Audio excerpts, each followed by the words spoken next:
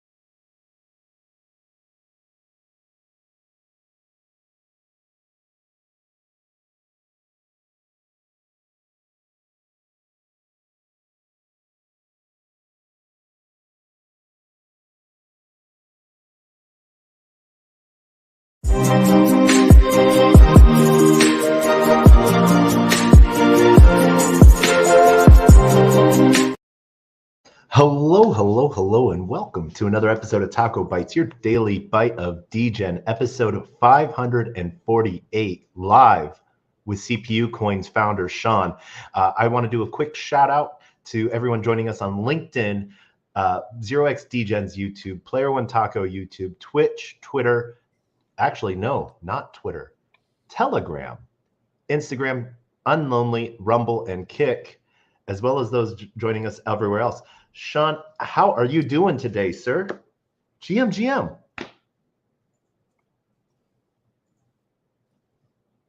We can hear you. Everything is extremely delayed. Okay. Like I can hear a minute ago now. I hear you talking. It's something's all weird. I don't know what it is. Oh, okay. You muted yourself, Sean. So this is the greatest thing ever. We have CPU Coin founder Sean joining us. You're muted right now. I'm going to take you off mute. You're mute. You took your mic off. There you go. You hear me now? Yep. Okay. I cannot hear you. So I accepted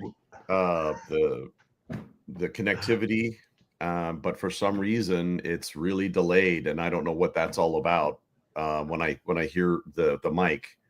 So I'm going to switch to. I'm just turning the Bluetooth. I'm turning the headphones are off. So, but I still can't hear you, unfortunately. Can you hear me now? I don't know why that is. Technical difficulties. We're gonna have help Sean get this fixed. Yeah. Go to settings and standard definition, resolution, 1080p, audio, echo cancellation. I'll turn that. Oh, here we go. Speaker. That's the problem. Can you hear us now? Yeah, that's what it was. Yeah. So. All right. Yeah. Perfect. Yeah. All right. Now we're good. There's some weird feedback loop going on there. Yay! We got it fixed. How are we doing now? Good. We're doing yay. Okay, perfect. All right. So, Sean, we have a bunch of people joining us, more trickling in across the different platforms, and we'll have a ton of questions. Cool. First off, want to open up. The show is brought to you by Sweeper Finance and Raise Finance, bringing stable yields as well as helping your project grow, raising dollars for your company. Reach out if you need any support on that. One of our clients is CPU Coin, but as we've had our show going on now for 548 episodes, I've known Sean for about 2 years now, I would say, a little bit over. Yeah, I think we met a couple times at the Cone Agenda in Vegas. Yeah. And so we want to ask everyone to like I don't care if you subscribe, but like and share this because we're going to be talking over the next who knows how long about Sean, about CPU coin, and who knows what we're going to talk about, you know.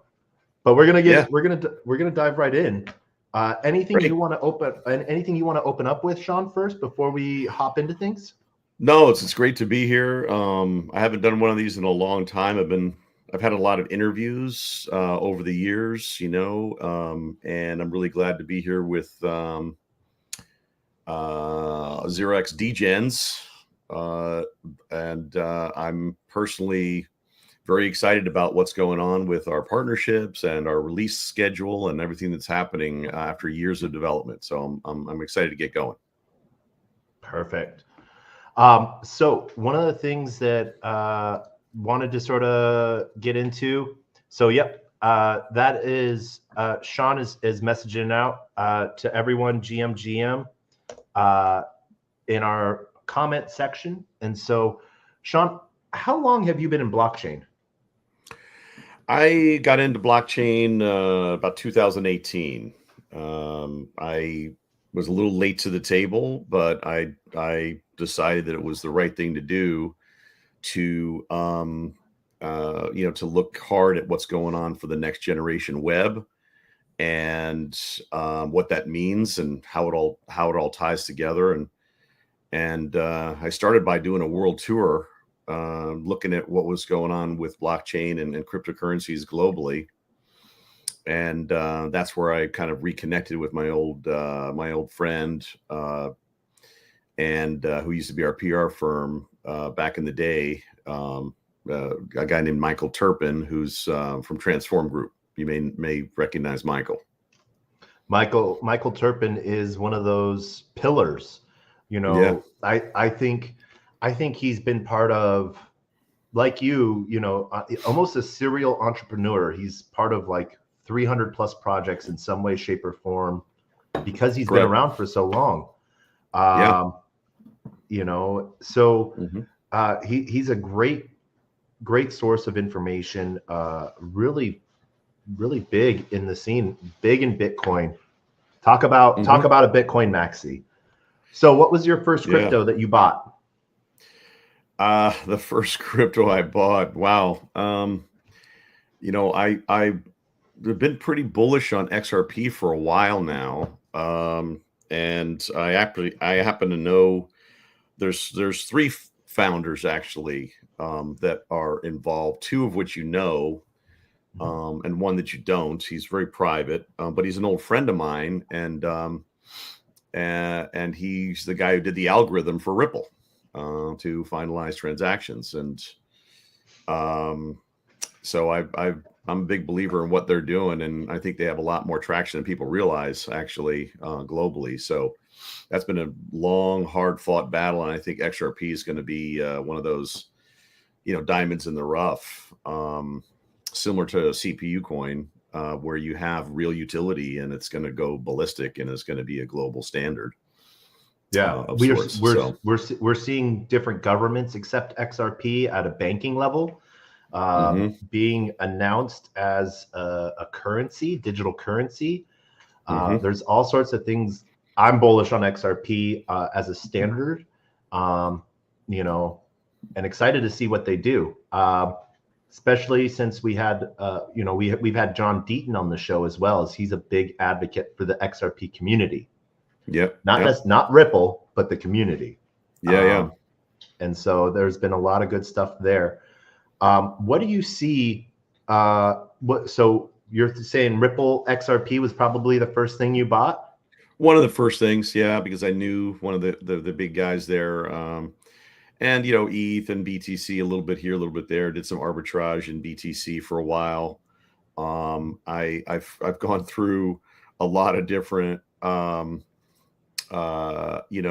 initiatives, but I really tend to from a kind of token buying strategy, but I really tend to focus on building stuff rather than being just really focused on trading myself. So I like building things and that'll last and stand the test of time. So that's really why I usually focus on what I'm building next.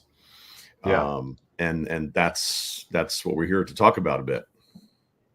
Yeah, we definitely are. One of the comments that came up between, just to answer quick questions before we move on to CPU coin and your history, Sean, what someone was asking what the difference between Ripple and XRP. Ripple is the company above the foundation that is separate from XRP. XRP is the token or the ledger, XRP ledger, where Ripple is the foundation, the company that is separated from.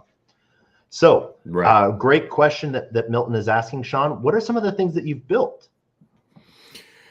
Well, over the years, I kind of got into games way early, and when I first moved to California, my first job that I took was at a company called Spectrum Holobyte back in 1987, and in that first couple of weeks that I worked at the company, they threw me a game and said, "Hey, take a look at this and tell us what you think. Nobody else has picked this up.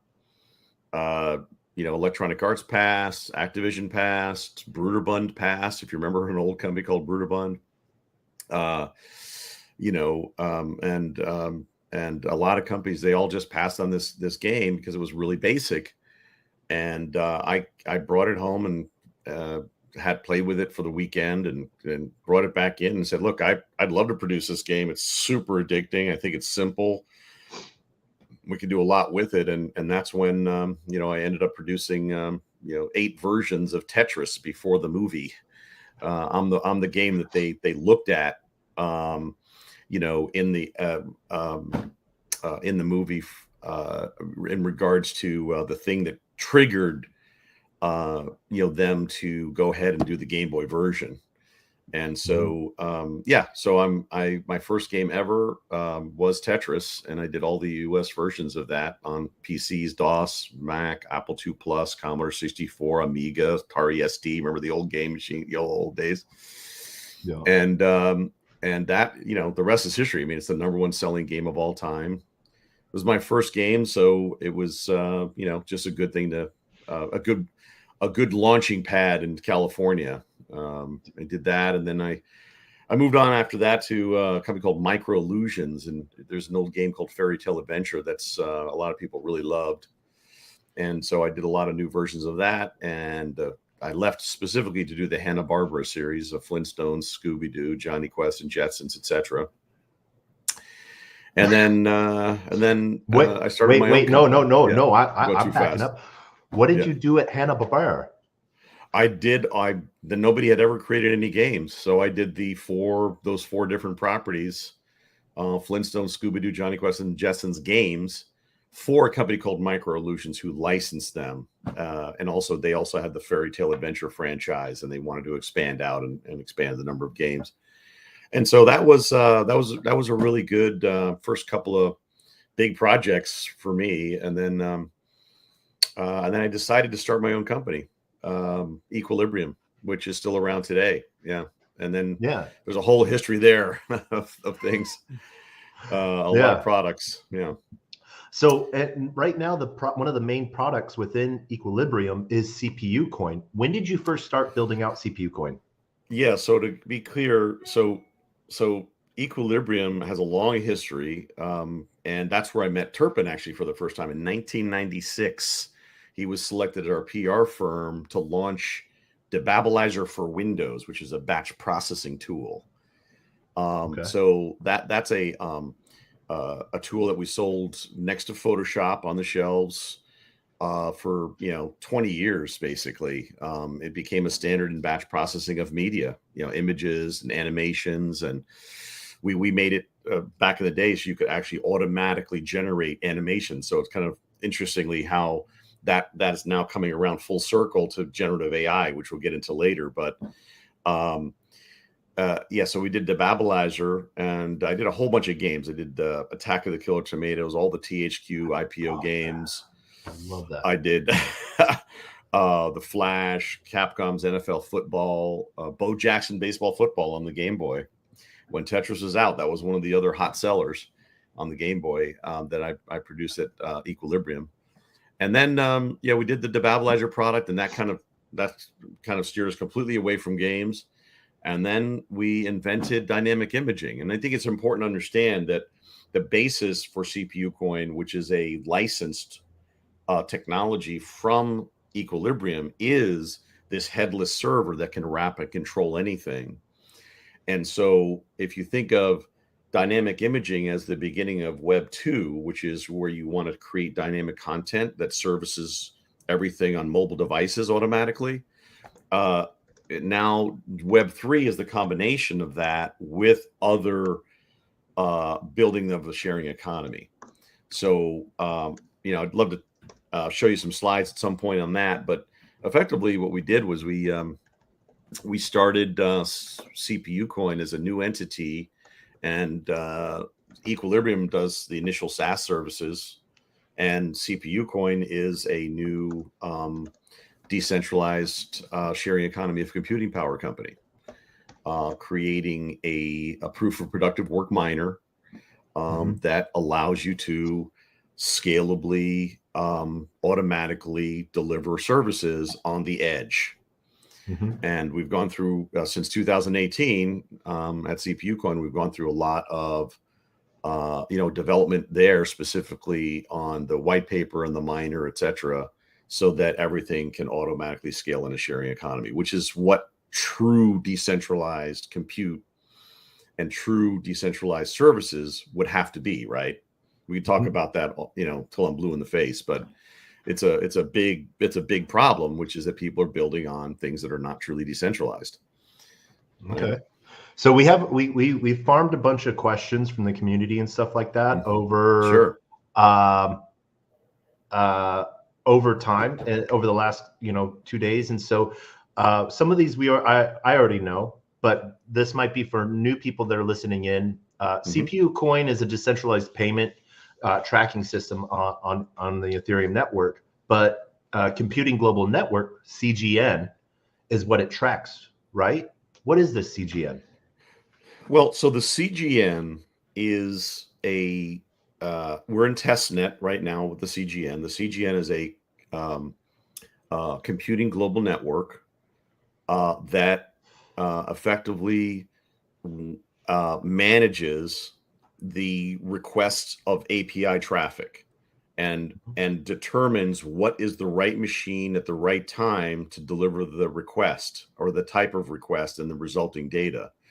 So if it's a dynamic imagery request, we can go to almost exclusively CPU machines because we have very high speed, very low level routines that can do things like automatically scale, read files on scan lines so it can process and scale content faster, do all kinds of crazy stuff that we do with the media rich server. But effectively, the CGN is the traffic manager. It takes the request, sends them to the Computing Global Network, and that machine is assigned to deliver the response. And what you see on the website is actually the response time, including the movement, processing, and generation of new content. So when you see somebody says 250 milliseconds, that's a full round trip to get a new piece of content generated. And so we're doing a sharing economy of computing power that's very high speed that can do edge services in very short periods of time. And that's really what's required for enterprise content services, as an example, right? Yeah. So one of the things you talked about is this testnet node infrastructure. So anyone can have a miner? Yeah, so anybody can install a miner today and get 10 CPU coin a day for free, just for installing the miner. We're utilizing that to do real world processing for some of the current SaaS apps. And we are also doing a number of things related to automatically updating the miner, installing new capabilities, doing a complete automatic scaling edge network that allows us to rapid control anything. The beauty of the tech is that it doesn't require any fancy, individual user coding type setup work at all. It's not it's something that our whole mission in life is to make it possible for anybody of any age and any compute type to be able to easily install the miner. That's the first thing, right? So you can install the CPU coin miner, and you can another way to contribute to the project is that you can also pay for faster accruals currently. So you can pay for, some people pay the platinum, and they put in $2,500 and they install the miner, and then they receive 100K token bonus that unlocks with we have a token smart contract as part of CPU coin that allows us to do vested deliveries. We use it for all kinds of uses, but it's really handy to not have to worry about compliance or worry about deliveries down the road. It automatically vests in place and unlocks your tokens, etc. And then you can earn more CPU coin as well that way. So a lot of people just choose that way. They to come and get involved with a project, and they can earn more by effectively contributing to the project. Yeah. And the thing about that is that we are now getting into GPU processing, and we expect to eventually get into VPU processing. In other words, the type of compute you make available, gives you a higher rate of return. And all of what we're doing in the testnet is determining that and be able to competently automatically update and enable new capabilities based on the computing power you have available. Yeah. Yeah. All right. And so CGN aims to match up potential providers who have idle compute power with those that need it and scale it to suit needs. You showed some of the metrics in your 2019 documents.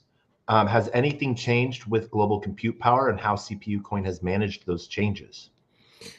Well, first of all, the big change obviously is that there's a lot of interest and need in doing generative AI, right? So now the largest greenfield opportunity ever in the history of man exists. And the combination of things related to all of the quandaries and issues around security, and all the quandaries and issues around how do you utilize someone's compute without debilitating their ability to use the machine. A number of factors that have been developed over the years, we have solved. In other words, if you install my miner and you're in a hotel room and you let my miner work, I will pay you more the more compute you give me. But the second you need to go use your computer, we deprioritize the threads, and you'll see them actually power down. So if, let's say, we're running a long running, GPU generation, or we're running a video transcode or whatever it might be at the time, the system can deprioritize threads and even reassign to a new machine if you're no longer available. That is the kind of basic technology that enables the scalability and anybody to be able to install it, not just data centers, which we think is really important, because the whole concept of what we're building is that it's creating a way to offset scaling data center compute with very capable machines that are not necessarily in a data center, right?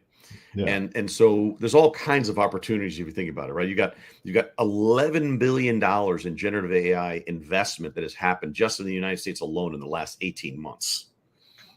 Yeah. With a B, right?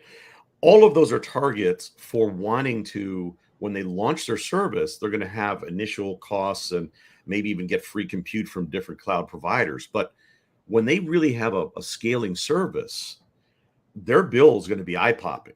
And so we give them a much lower cost to deliver on their generative AI compute power, as an example, right? Yeah. And so somebody asked about VPU. Yes, it's if you look, there's H100s, there's A100s. H100s are like the equivalent of like 100 A100s, and can do incredible generative AI compute. and we're in discussion with the data center that has ordered 2,000 H100s. Well, we're saying, hey, you're going to need a way to monetize that when it's not in use. And at first they said, no, the customer's going to need it. And then they came back a day later and goes, it just came up. How are we going to monetize? So our downtime. It's really amazing. And the thing is, to be able to do that in a way that isn't constantly an onboarding and offboarding situation, you need our technology. You need something that can say, hey, this is being done. You are deprioritized now. And the system just disappears. Yeah. That's the key thing. And that's a big part of what our tech does. Yeah. So my experience with this is I have, back in the day, 2012, 2013, I was a Bitcoin miner, and I had a computer lab that I had access to. And so I partitioned hard drives into mining operations because you needed you needed a few gigs back in the day to be a miner, but you could CPU mine. And I was using, I think it was GoHash, that deprioritized, and it would turn the miner. It didn't scale down, it just turned off when it was being used, because they didn't have the multi-threading at the time, Right. And so that was one of the things that I did to sort of get into being a Bitcoin miner. Right. You talked on it briefly, and we have a question that I want to hop to before we hop to our next question. Dr. Liberty asks, ready to hook up in spec mining on a lot of things. When GPU mining available? And I feel you touched on that, but I want to clarify.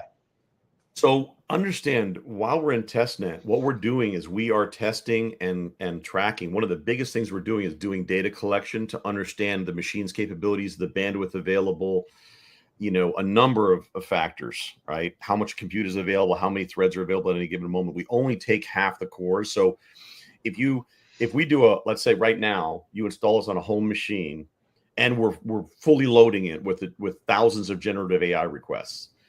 The way our license manager works, we only use half your cores. So let's say you've got 8 cores or 16 cores. You'll notice that half the cores will be doing your compute for other things, and the other half are like fully loaded.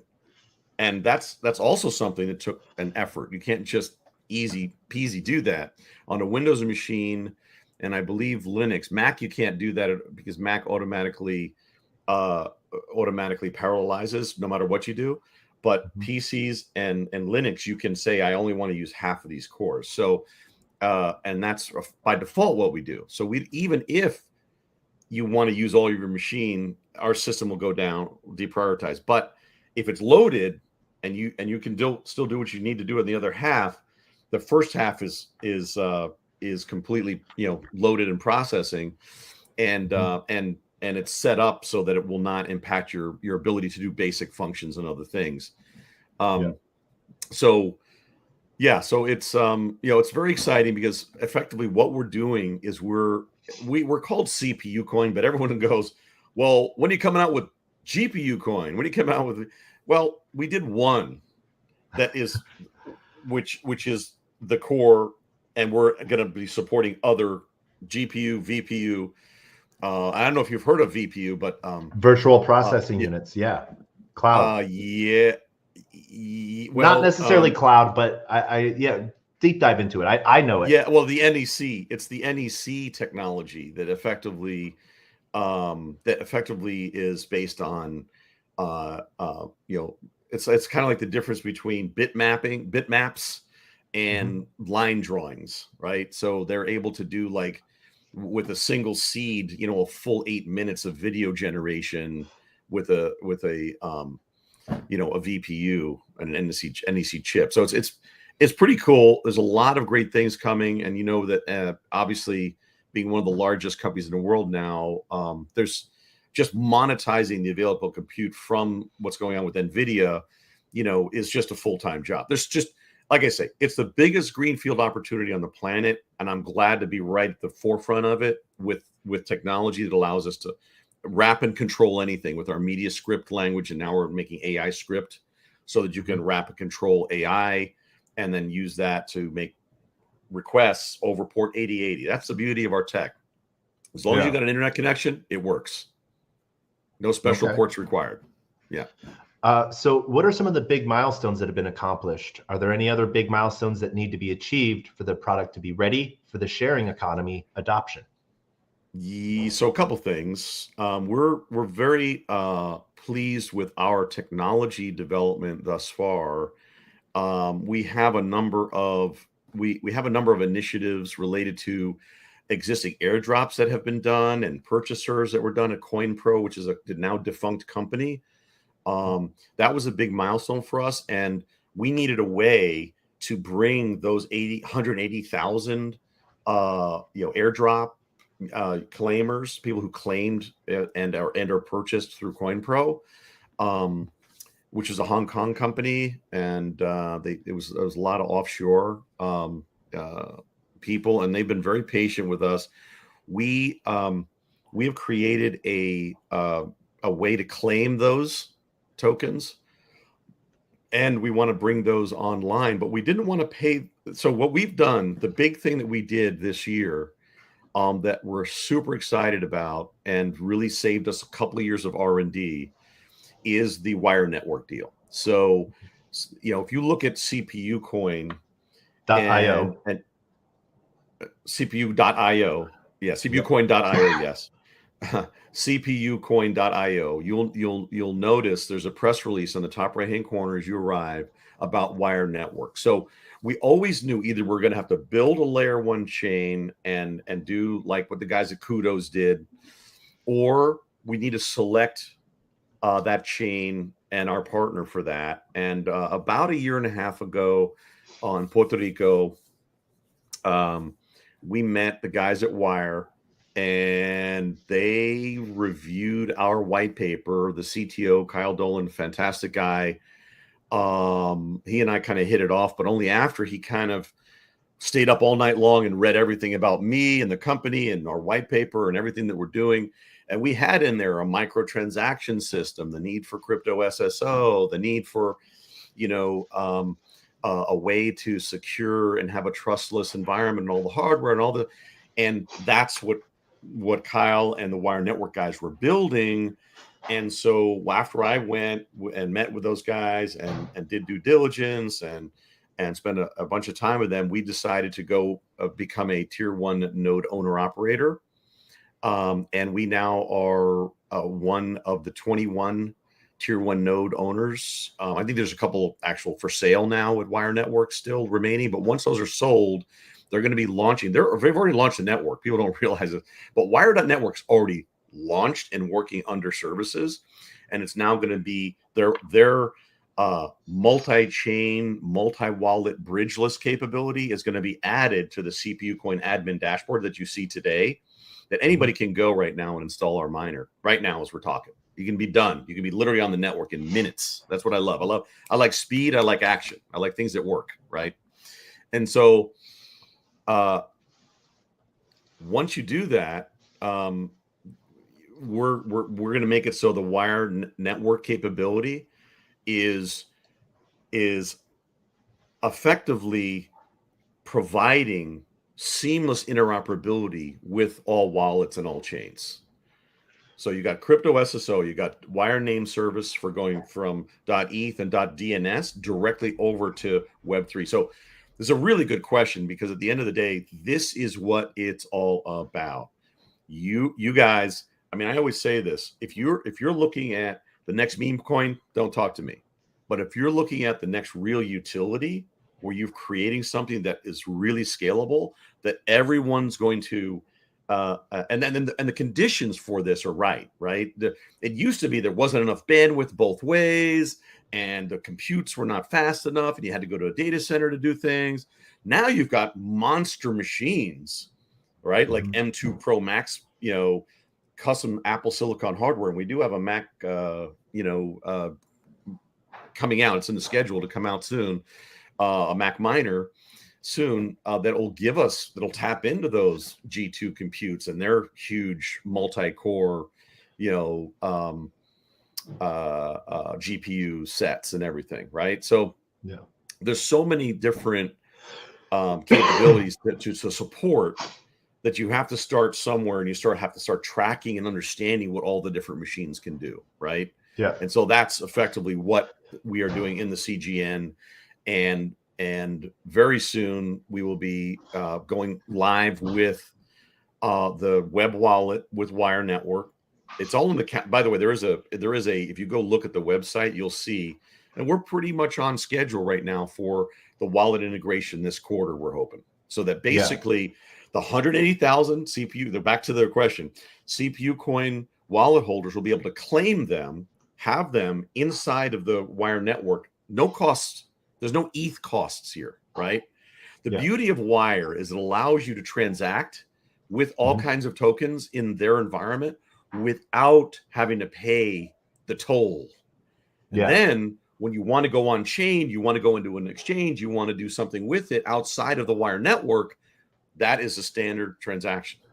So that's going to be, it gives you microtransactions at 100,000 TPS, which is what we needed to be able to give and deliver rewards to everyone in the network. And it gives you seamless migration from Web 2 to Web 3, and gives you everything you need to be compatible with bridgeless interoperability as well. So it's exciting partnership. And that was a big deal. So that's one of our biggest milestones recently, was that partnership being signed and completed. Yeah. So that because that's a hard statement if you're looking at 185,000 holders, yet on chain, it won't be seen like that until they move. And so almost like they'll be on an exchange, their own exchange in a way. So effectively, that's kind of what Wire Network has done. I mean, I don't want to characterize it as that. It doesn't have an exchange, is a single, Ethereum wallet address, basically, where they pool everything and then they just put it in a database entry, who owns what, right? Yeah. And to a certain extent, Wire does something similar, but they do something that is much, I wish Kyle was here. He can describe it better than me, right? But they enable you to transact at a much lower cost and do it really fast with micropayments and microtransactions. And then when you go on chain, that's when there's a standard, ERC20 event or a Polygon or Solana or whatever event. What I love about it is I'm kind of tired of all of these issues around this wallet and this DEX and that thing. And I like the idea of real decentralized, high speed micropayment capability. And then when you want to move to do a liquidity event or to, do a trade or do whatever, you can do that for the standard, EVM rates, right? Yeah. So one of the things I wanted to touch on, because you said that people that are mining are getting paid in CPU coin. So if they're providing processing power, there's right now 5 billion tokens. Are there ever going to be any more, or is that the cap?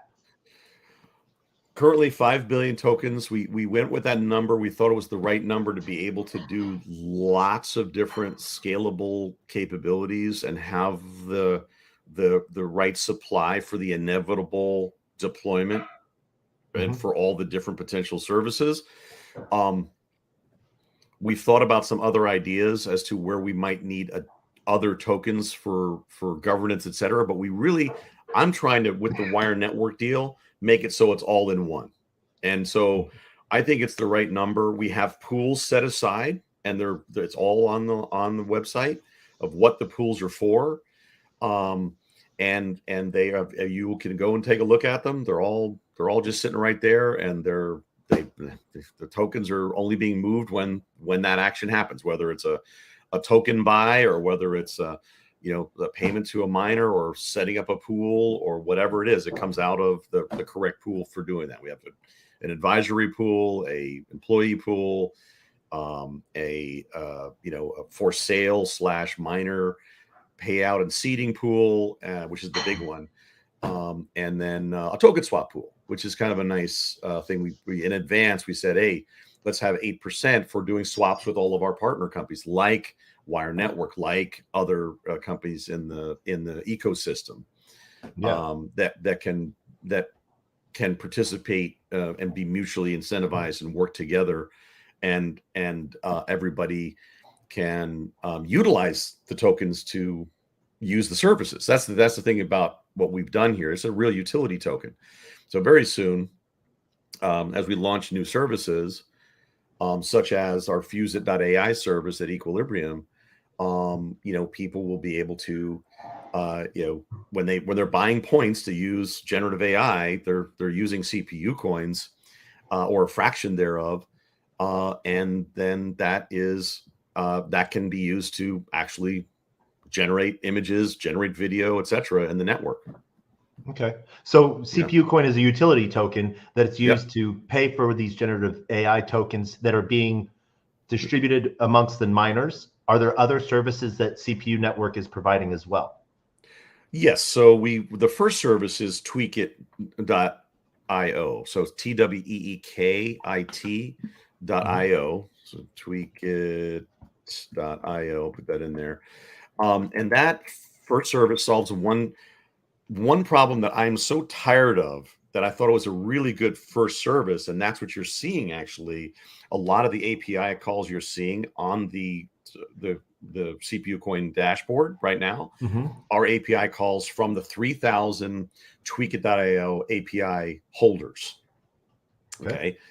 And effectively what it does is it allows anybody, let's say you've got a service you're launching tomorrow, and that service needs to ingest an image to create a simple thumbnail for your social, icon, or you want to ingest anything for an NFT mint, and you don't, instead of saying, hey, it can only be a JPEG or a PNG of a certain size, this solution literally solves that problem. It literally says, if your final output needs to be 1024 by 768 or 2048 by 1024, whatever you upload, ingest it with Tweakit, and I will give you automatically in the middle what you need.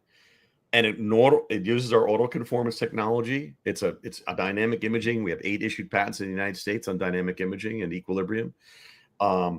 It allows the 450 file types to be ingested and normalized, so that if you've got a service and you have a signature and it says, oh, upload your signature, instead right now a DocuSign, it says not too big, file too big, wrong file type. It happens all the time. It goes everywhere you go, right? It happens when you do KYC. It says, oh, can't open that. Oh, I'm sorry, file type.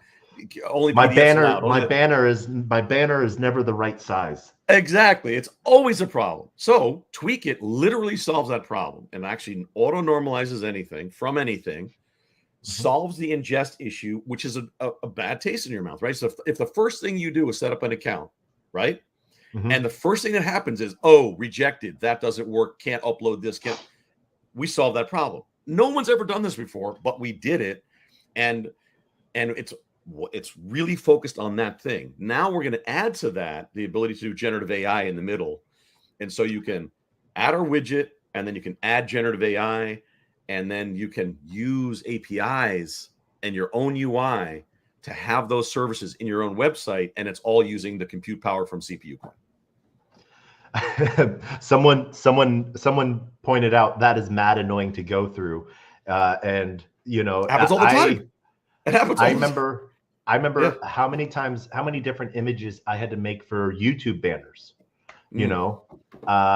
because they had different requirements for different things.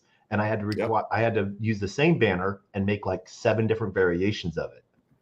So what you do with our tech is you literally use our API calls, and you say, I want whatever they upload to always be in this size, and then I want to present the crop window. So whatever they upload, it normalizes it, it reads it, normalizes it, and puts it on the screen, and then you can crop and edit a circle or square. You can use your own UI. You can use our widget, and then you hit the button, and it saves it. Or for us, you don't have to use our UI at all. You can just use your own UI and just bake us in, and we solve the ingest problem completely and pass you what your final asset is as your final request. And each one of those is an API call. Here's the rub. So if you used Cloudinary or FileStack or anybody else, they are literally, and this is the beauty of CPU Coin, they are literally 10 times the price. So if I charge a penny for an image to be processed, they charge 10 cents. If I charge, 0.01, they charge 0.1. So it's a really big cost savings, and that's the results of the sharing economy of computing power. Yeah. One of the things that I wanted to we touched on for a brief second, and I just want to because I like to drive down on thorns. You said that the partnership with Wire Network was announced in early August of 2023. What are some of the roadblocks that have been getting hit, why there's been a delay in the token disbursement? And that's not on you. This is on Wire Network, I think. But why has there been a delay? So as far as the Wire Network, I wouldn't say. The fact is that when you bring two companies together that are going to now be partnering on a whole bunch of deals and powering all these different products and services, it takes time, right? And I understand everyone's out there going, we want this, we need that. How can we move faster? Well, a big part of that is also having the resources to expand the team. That's why we're doing this raise on raise.finance for larger token buyers. Yeah. Because we're ready to grow. I mean, I've done this before. I know how to grow and when to grow, and this is the time to grow. So we can support the integration and release of the Wire Network capabilities, and they are in the middle of growth as well. And I believe they've recently had some success on their own as well in being able to grow. So there's been some restructuring and work over there, and then we've got our growth that we're working on. We have our new releases happening in parallel, but I can assure you, and we're literally in the middle of swapping source code so that we can do the integration of the Wire.js wallet, which effectively gives us from a website the ability to connect in any wallet, connect in any, and send transactions to and fro any network. So it's a little bit of a challenge because it's one of the first new companies to use our new WNS name service. Explain there are WNS, some existing, please. Oh, sorry, Wire name service. Wire name service is really incredible. Basically, they are thinking about what is it going to take to seamlessly migrate from a Web 2 site into Web 3. So imagine you're at cpucoin.io and you are now at the new cpucoin.io with, instead of DNS, you get effectively redirected from a DNS directly into WNS and it's cpucoin.io. So it's seamlessly migrating you into a Web3 decentralized app and service. So that's fundamentally one of the things that the WNS does, is that gives you that from ENS and DNS over to WNS. While you're there, once you're in WNS, then you get all the benefits of, we have, as a tier 1 node owner operator, 4% of system resources at our beck and call. And that's out of 210 nodes. That's a lot of compute, actually, for doing all kinds of transactions and confirmations and all the things you need to do microtransactions, etc. So effectively, what they allow us to do is get everything connected with their wallet capability, and the Wire name service is that on-ramp effectively. So the on-ramp you get away from the old method of connecting wallets, and you get into, hey, I've got my name, or I've got my single sign-on login. Now I'm in the Wire namespace, right? And then I can go to all kinds of different services, and I'm not having to constantly re-log in all over the place. Yeah. It's pretty exciting stuff. And if you go look at the UPAP protocol, which is bridgeless interoperability, and you look at crypto SSO, and you look at WNS, and you look at that combination of us being their edge, it's a very powerful combination. Okay. And so one of the things, this might be a question for Wire Network, because this is where going to be within their wallet integration and stuff like that. Yeah. Mm-hmm.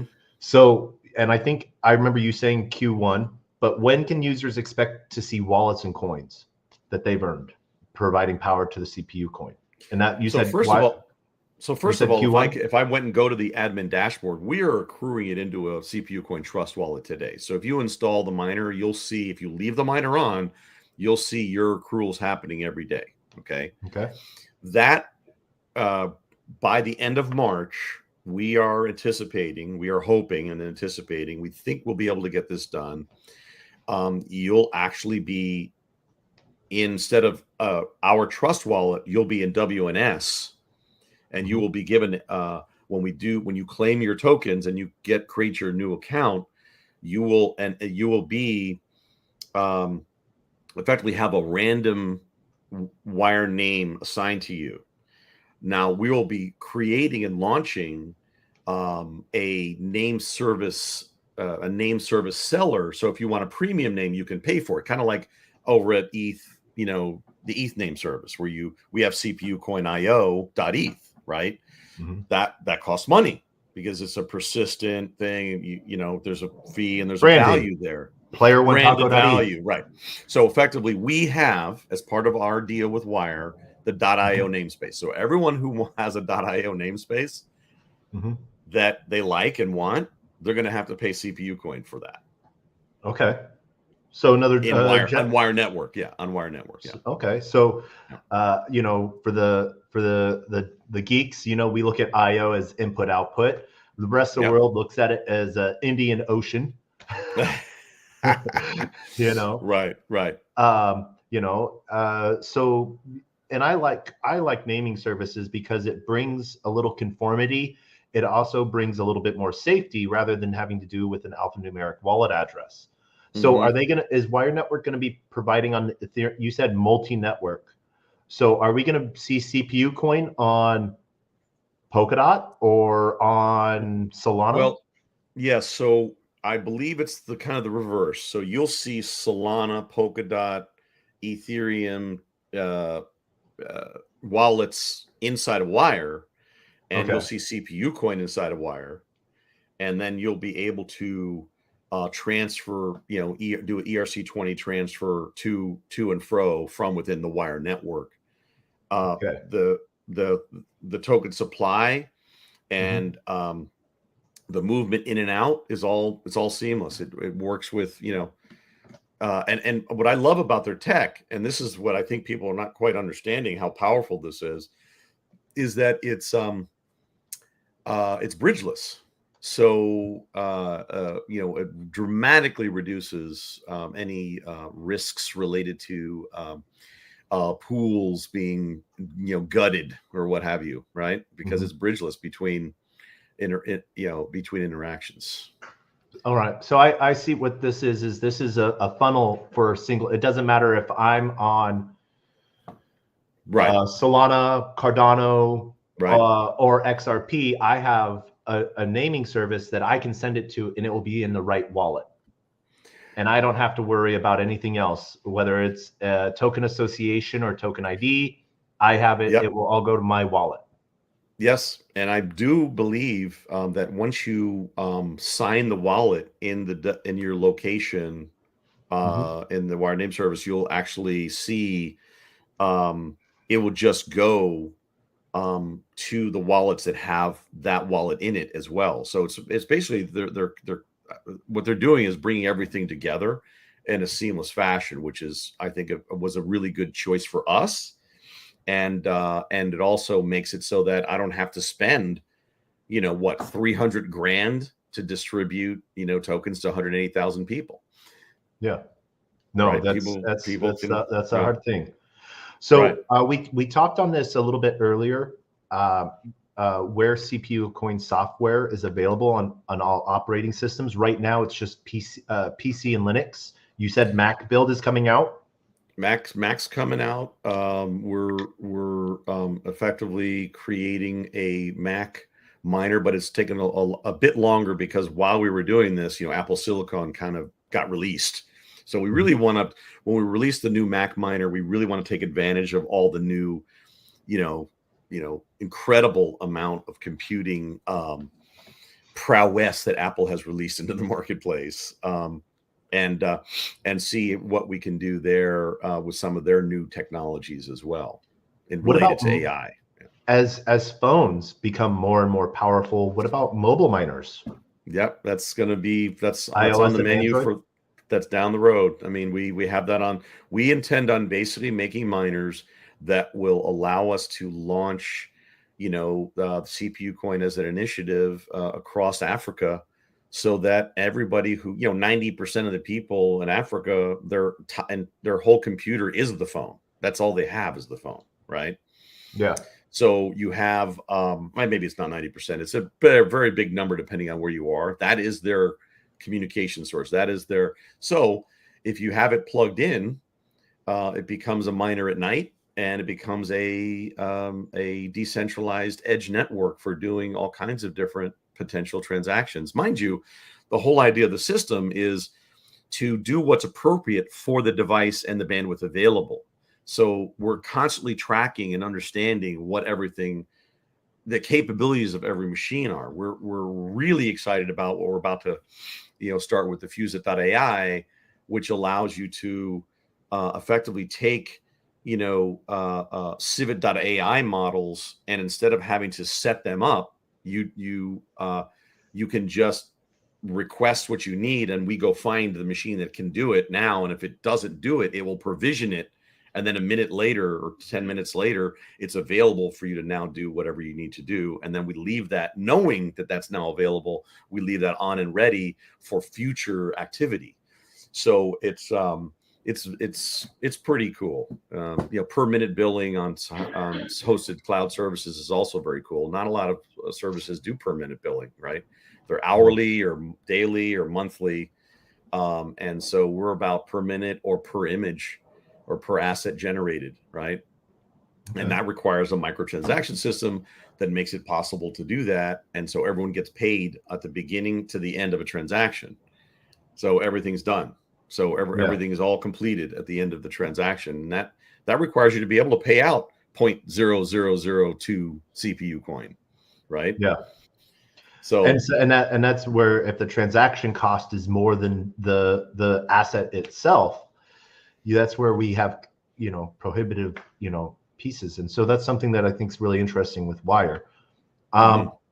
So one of the questions on the 185,000 users that are using CPU Coin Network and providing services, I just lost. They're just airdrop hunters, but they're also miners and providing CPU power. Are there any enterprise solutions? Are there any enterprise solutions that are providing these services as well? Well, so are they all retail users? Yeah, so we're B2B to C. So we create capabilities that are on the CPU Coin Sustainable Platform and Network, and those capabilities are auto scaled on the edge with the miners, and enterprise customers can deploy solutions on our network. We're focused on our solutions now. So we're focused on the Equilibrium, Tweak It, and Fuse.ai services initially. And Fuse.ai is really going to be, with the new video capabilities that are out there, and text to image, text to video, etc., and be able to generate very high quality content.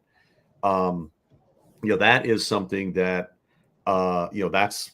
that's CPU coin to Equilibrium, and then Equilibrium out to many.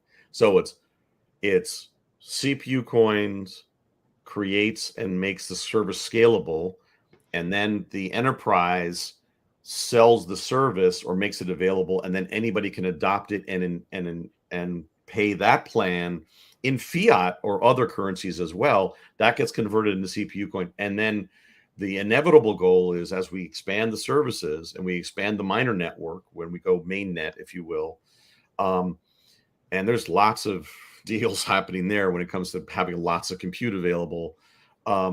Effectively, what we end up with is a decentralized edge network that auto scales services that anybody can adopt and use, either individually or as an entity or a company that needs to deploy their own service, or as somebody who wants to add as a company the capabilities that we have into their service with APIs.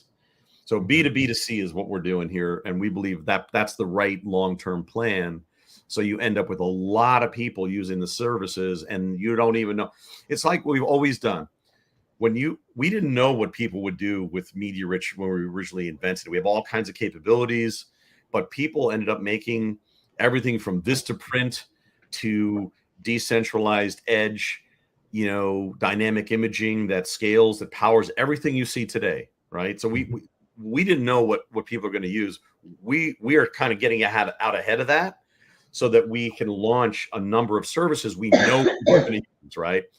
Of the missing middleware layer for high definition NFTs, so that you can ingest 200 megabyte Photoshop files, mint that, and then have a way to view it anywhere for 10,000 years in the future, with an incentivized network that will instantiate that asset when it's requested, and then everyone gets paid, right? So we're tired of little images this big. We're used to like zooming and panning on images that are, massive, right? And so that's not easy to do, right? Because even to this day, people who are minting stuff and putting it on their own personal IPFS server, well, that's not decentralized either. The big problem with everything that's happening in the industry is that until it's truly decentralized and built on a sharing economy, it can't be persistent. And until it's a DAO, you're not sure it's going to be existing beyond me, right? So my inevitable goal with all of this is to launch and deploy a DAO that will not require any human intervention to run. And that's what everyone in crypto should be involved with, that if they're going to create in blockchain, if they're going to create something that's going to be around and persistent, and you're trying to power technologies and capabilities that are going to be persistent, you must do it in a sharing economy and in a truly decentralized network that is a DAO, a decentralized autonomous organization. One of the things, we're going to go back into some of the harder stuff. You mentioned enterprise level use. What are some of the examples of how enterprises use CPU coin, and how is security handled for this enterprise level use of system? Especially when you were talking decentralization and persistence, how do we counter censorship?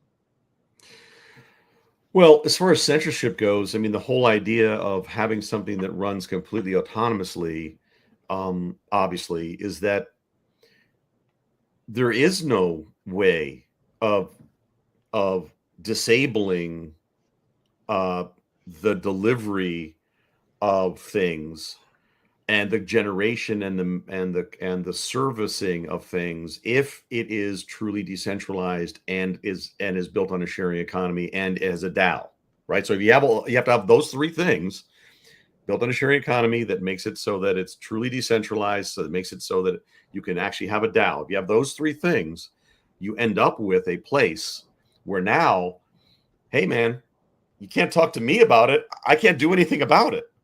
Well, right now, every service, I submit to you, every service today that is in blockchain, that is built on any cloud services, that is not on a sharing economy and is not a DAO, can be taken down. Yeah. So if it's on any cloud service, it can be turned off and taken down. So okay. So that's the whole idea. What about the enterprise level of security? Well, we actually got a top 10 bank to before we had the wire network deal, approve our security model, which is in the white paper. We are now in the process of merging the wire network white paper with CPU Coin's white paper, so that you end up with the best of both worlds together, right? Okay. So you end up with wire networks trustless encryptability that is something that's currently unavailable. And I wish we had. I mean, we should do another session here with the wire guys on the call. Would love to have Kyle come in and talk about all of this. But and by the way, another great thing about the due diligence I did with these guys is we looked at everything, and I don't know if you know this, but my chief architect of CPU Coin, when I started the company, I always like to go big when you're making the hard choices and you pay the big money for the best people to make the hard choices, to do the tech specification, to create the architecture, right?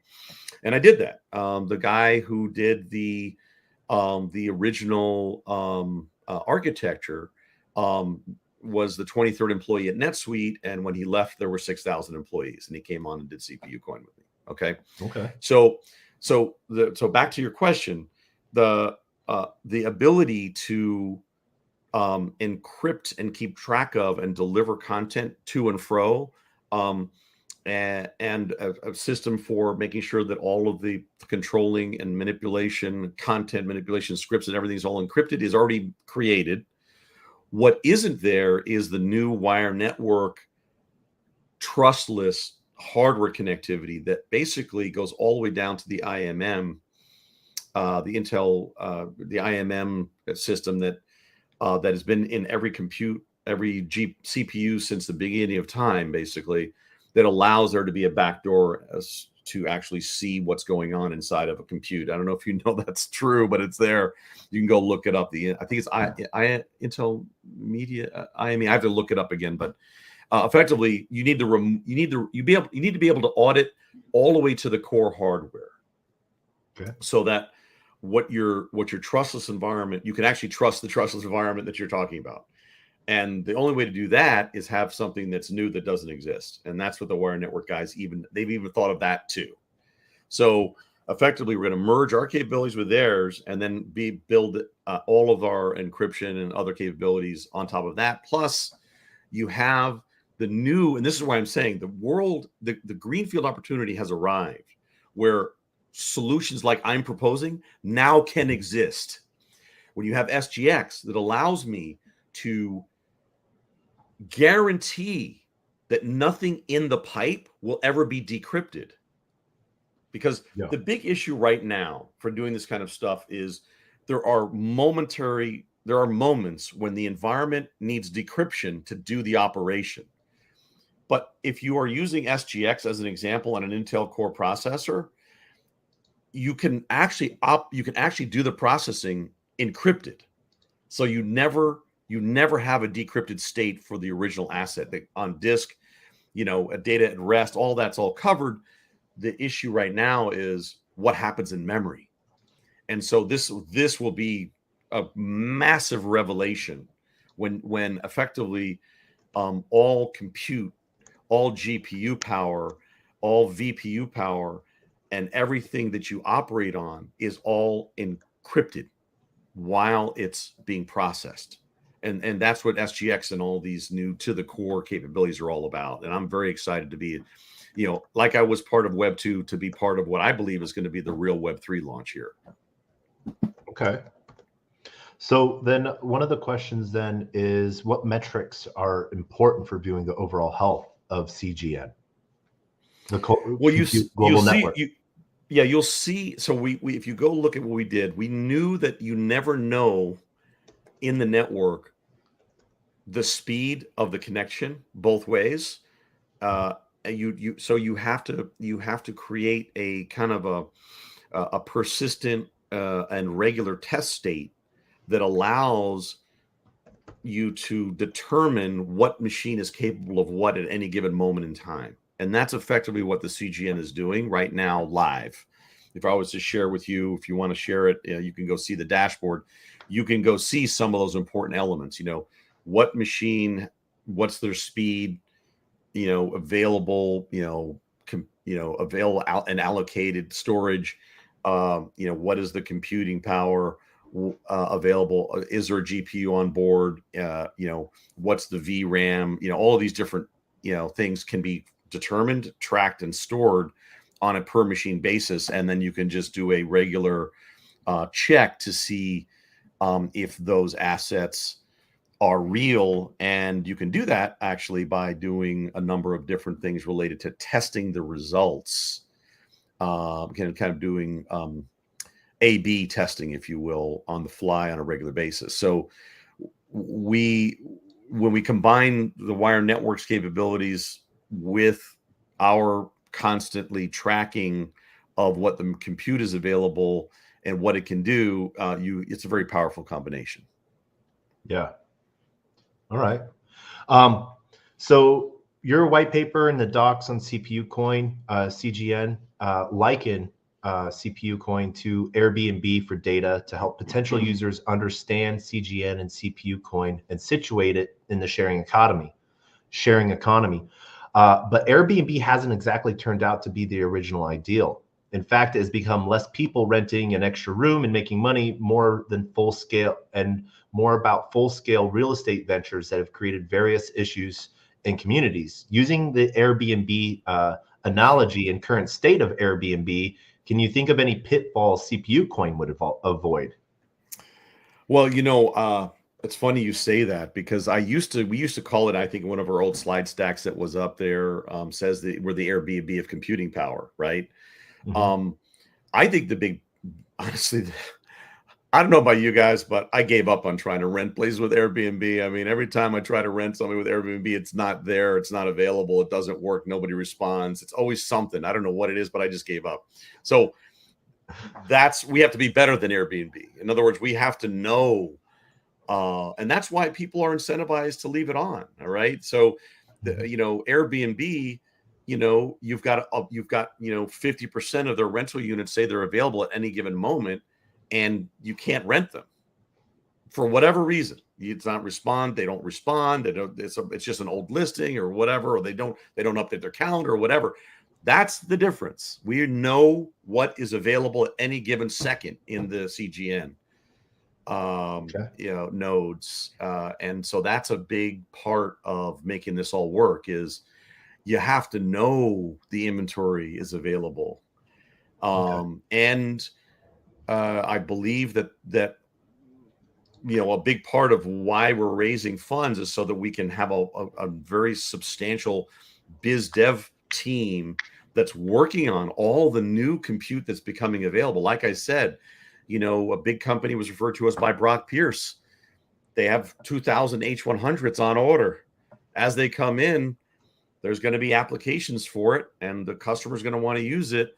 But when it's not in use, why can't the customer make money with their current owned compute using our platform? Why not offset your computing costs? We're a big believer in hybrid, cloud, so that even, AWS, Google, Cloudflare, all these guys on their cloud services will install the miner on certainly failover machines and potentially stage machines, and even on main machines. I think eventually what's going to happen is they're all going to have to play, because people are going to want Web3 services on their network. And they're going to be like, well, we're not truly Web3 because our network is something that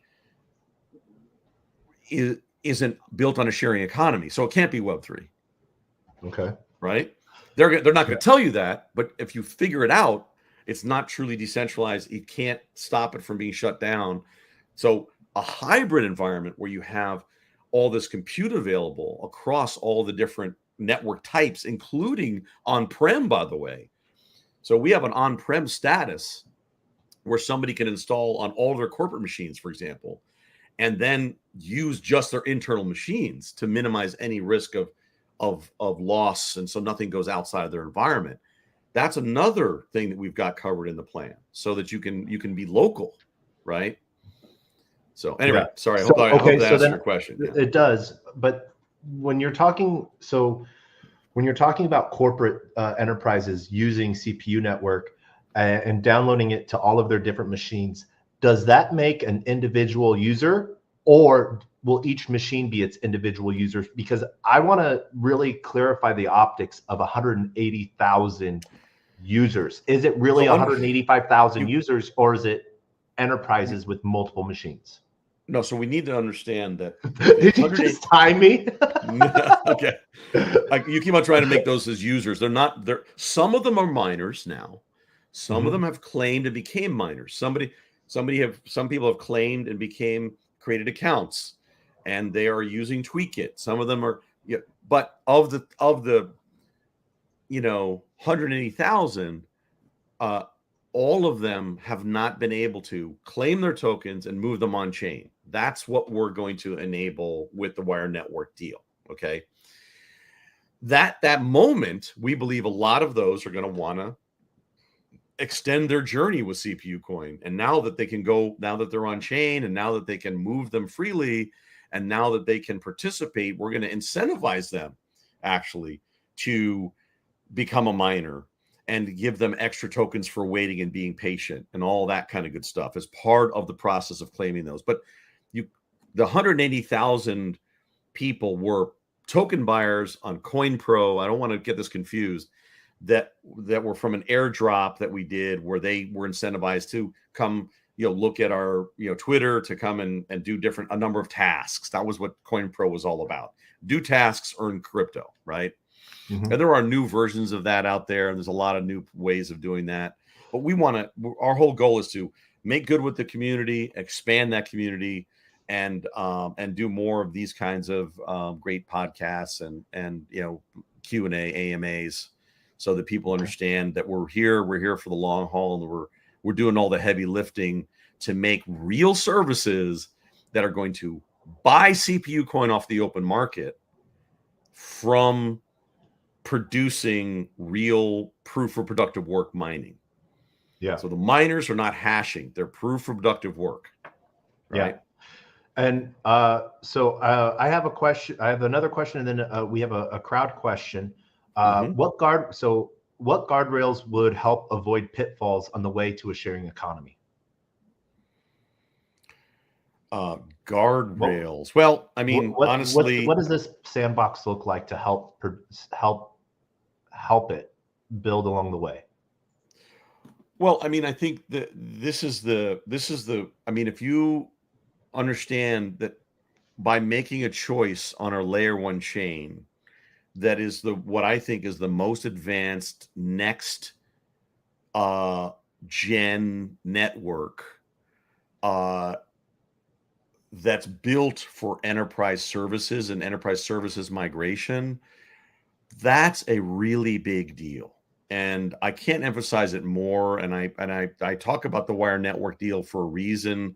It's because it saved us a ton of R&D and put us squarely in a position to scale and test and run things on the edge, and all kinds of deals are part of that. So we're going to be powering the Venkman project with them, because they already have that deal and announced it with Bill Murray. We already have these incredible new opportunities that are coming to the table as a result of that deal alone. So we're very busy in creating connectivity and capabilities that allows us to have an audience that will consume CPU coin and utilize the compute, as much compute as we can connect into, right? So it's a bit of a balancing act. So these are good questions, but we already have lots of capacity. The current network that we have is somewhere in the neighborhood of 140 machines that are on the edge, one of which is like 60 in Poland with very high speed connectivity. We actually have a direct conversation happening with those guys. And, people are saying, hey, if this is the next big proof of productive mining utility token, why not? Right? CPU, GPU, VPU, it's all under CPU. right? And Yeah. it's all under CPU coin. We think if people are, well, it's CPU coin. Do you do GPU? Well, of course we do GPU, right? So, you had to make it one. You don't want to call it CGV, right? Mhm. Right? People wouldn't know what that means. So, Yeah. so this one says, if someone wants, I see a question here. Do you want me to answer Yep. this? Okay. Yeah. If Someone someone wants to set up wants to, mining. this is from J2 Cyber Design. If someone wants to Okay. set up a mining operation for CPU coin, is there a way for miners to determine what type of compute is most in demand on the network? And this is where I think you're breaking up the CPU versus GPU. It's all one under the name CPU coin, correct? Right. It's all on one under name CPU coin. And I think maybe their question is related to, if I want to earn more, how do I say I'm a GPU miner, right? And we've got some models we're looking at here. We don't want to announce anything yet, but this may start getting into the requirement of stake, where you stake, if you're a GPU miner or even a VPU miner, or if you're a big time A100, H200, or H100, A100 GPU, we might require a stake, because the biggest issue that we have is we don't right now. The whole concept of the network is we don't know if you're on. If you're on, I'm sorry, we don't know. We know if you're on, but we don't know if you're going to be around. Right? Are you here for the short term? Are you transitory? Are you on and off all day? Are you on a portable? Are you on a data center machine that's got persistent high-speed connectivity? So we might get into the staking concept that a lot of people use, related to, adding to kind of a security component to it. We actually have if you go look at our white paper, you'll see a number of different statuses. So there's 1, 2, A and B, 3, and 4. Where 4 is, we don't know who you are, no KYC, AML. You can process if you want to. If you're a company that's Walmart, and you have a billion images you need to process for your new website, to reprocess them all in 14 different sizes, you'll be able to do that on the tier 4 of CPU coin network, and do that at a way lower cost. But if you want, want to know that the users have KYC, AML on the users, that's level 2A versus level 2B.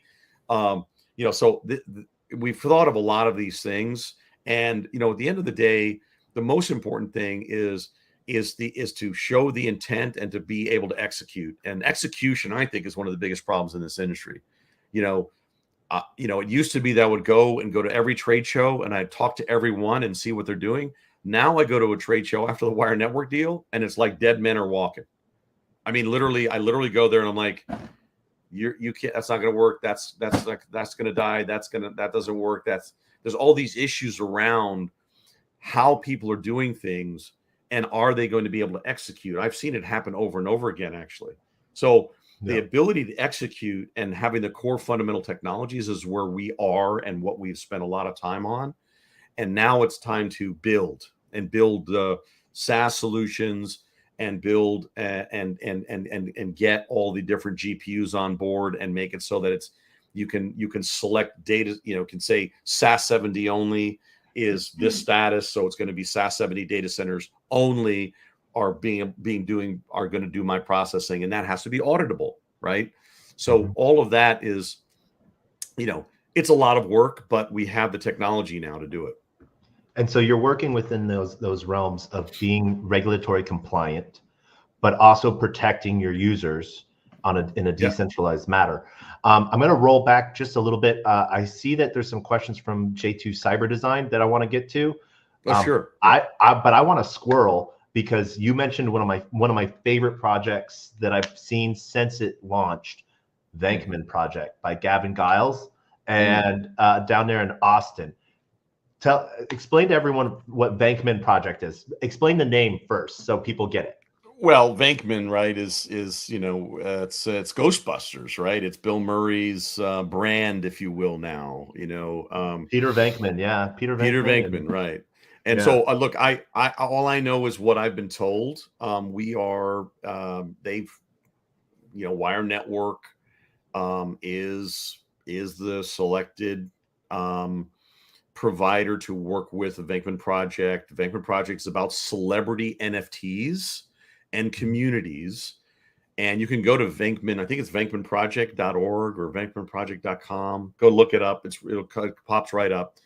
And you see Bill Murray's NFTs are right there on there. And it's his baby, apparently. Him and the team, the tech team. So it's very exciting. And we are to be that edge network, but also I also started all of this before I met Wire with the missing middleware layer concept, where you've got the need to have a way to mint things that are not little tiny images. And how do you make things that are large be optimized for a screen? I've been doing that my whole life. I mean, I have the issued patents on dynamic imaging and auto assembly of video, where you can auto assemble frames of content and do that, in a decentralized way, actually. So it's a lot of tech required to make that resilient, fault tolerant, and fail safe. And so to be able to redirect to the right asset and have that renditioned, tracked, and ready is what the media rich server does, and what the miner will do on an edge network. So that the missing layer 2 is that when I want to mint an HD NFT Photoshop file, let's say it's 200 megabytes, how do you view that? If you go to most NFT sites today, in my opinion, just delivering a thumbnail is too slow. Just a little thumbnail on the screen. Go look at it. Go try it out. You tick, tick, tick, tick, tick, tick, tick, tick, tick shows up on the screen. No, you go to a media-rich enabled website, it goes, everything's just, because the server, the media generator, removes the speed issues related to serving up the right content. And the first time there might be a slight delay, but the next million requests, you don't know we're there, because we automatically redirect to the right asset. So we need that same missing middleware layer for high definition NFTs. And that has to be persistent. And so that takes some new tech, where you've got the ability to mint content, and then down the road, let's say in 20 years, I want to recall this NFT that's been inactive because it's been sold, and display it. How do you do that from a 200 megabyte Photoshop file that's a legacy format that might be in 20 years completely different? Well, that's what our tech is. Our tech normalizes from the original, renditions it, generates that new rendition in the server cache, and then the next, the requests get delivered very high speed from that missing middleware layer, if you will. So that's a very good question. Yeah, and so just so people know, because I know this on Project Venkman and stuff like that, one of the things that's behind Project Venkman, if anyone goes to any Chili's bar or anything that has a whole bunch of TV screens, and you see like those little like YouTube clips, and you see Chive TV. Chive TV is the backbone that powers Project Venkman. So there's a cool tie in there. I've heard, and I don't know the details. Maybe we should have a whole section, a whole thing with the Wire Network guys and talk about that, because I don't know the details, because I really can't talk about Chive and what they're doing there. If they're doing, I don't know, you know what I mean? I can. What I mean is I don't know how much Wire's involved with Chive at this point. Yeah, I'll just put it that way. Yeah. All right, and so I have some other questions, but I want to go to the crowd. We've gotten some good questions from like J2 Cyber Design. So they want to know what pays the most, and I think we were talking between the subscription model of CPU Coin and the freeware. Can you talk about the differences on that? Are you talking about? So as far as how much you can earn? So today we have an opportunity, and that opportunity will be around only so long, because as we start getting into integration with Wire, and we start launching our mainnet launch with them and a number of different products, the old testnet opportunities that you see now online are going to be gone. So you can go right now and you can see that there's a free 10 CPU coin for installing, the miner per day. So you get 10 CPU coin a day, and CPU coin's a penny right now on the open market, something like that. We think that's going to change relatively soon. I can't really talk about price and where it's going to go, but at the end of the day, it is where it is. And so you get 10 CPU coin a day. And like I said, some people are, installing, they have 60 miners and they're getting 600 CPU coin a day, right? Yeah. By just having 60 miners. Now, some people might want to just have one miner and get 500 CPU coin a day. And you can do that by, doing the platinum plan. There's also a plan below that. I think it's 250 a day. And that's just a way of contributing to the project and earning more on less compute, basically. And we will take that compute and we will learn from that compute and we will process with that compute. And you get on top of that, there's one of the things that we did was create an open source. One of the first things I did was create an ERC20 token smart contract that allows us to deliver tokens and have a lockup period based on, delivering it into a wallet. And then in a year from now, the wallet, your extra bonus tokens comes unlocked a year from now. So I'm just doing that right now. Somebody just asked about, could you explain the reasoning for a mining subscription? That's what I'm effectively describing. It's a way of participating in the project now and earning with less compute effectively, so that we get the data and we get the computing power, but you don't have to set up a whole bunch of machines to have that same amount of earnings, if that makes any sense. It's a way of effectively staking and supporting the project at the same time. Yeah. So, okay. So I have a hard question here, and this might be an copy editing issue within the website. On the website, it says 1 CPU coin per day, but you just said 10. Well, that might be in some little subsection, but if you go to the downloads area, it shows you there's a whole overview, and there the free says 10, unless that's changed. Yeah. Okay, it's under it might the be somewhere else. It section. says 1 CPU. Okay, but it is someone can earn up to 10 CPU coin per day just by installing the miner right now. Yep. Okay, but so if they're installing the miner, they earn 10 CPU coin for installing the miner. And how much? And leaving it on. See, that's the thing. Remember, we're tracking how much CPU time is available for how long during the day. So basically, if you leave it on for 1 hour, you get 1/24th of a CPU coin. Okay, that's all part of the system to understand and determining what the person should be paid.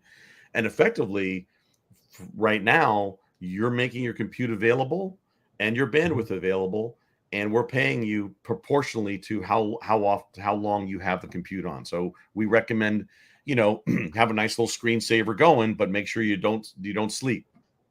Okay, so you can earn up to 1 CPU coin per day? 10. All right. Yeah, I'm sorry, I didn't mean 1. I said 10, and you would get but that's every 24 hours for 24-hour continuous availability. So if you're on the miner network, you get 10 CPU coin a day. If you buy one of the programs, you get that number plus the bonuses. Okay, and the bonus equals to roughly 1,250 or so? Roughly? No. The bonuses, I mean, we can share the screen if you want. I could share Would love to. Yeah. Oh, yeah. Let's do that. Let me bring that up and so people can see that. Yeah. So if we go to, because I hate finding discrepancies, and I like to, because we try to be on chain as much as possible. And so if there's discrepancies, I want to address them, because consistency and transparency is some of my key things. And so while you're looking that up, can you dig more a little bit into the mining subscription? What? Oh, sorry. Hold on one second. Yep. I've got something coming into my ear. I just realized that I need to turn off. Hold on one second. All right. Yeah. Okay. Sorry about that. I had the the YouTube feed, so it was actually starting to play it from the beginning. So I apologize. Yeah. So I'm Okay. going to share this screen with you. Let's see. And we're going to just share screen. Oh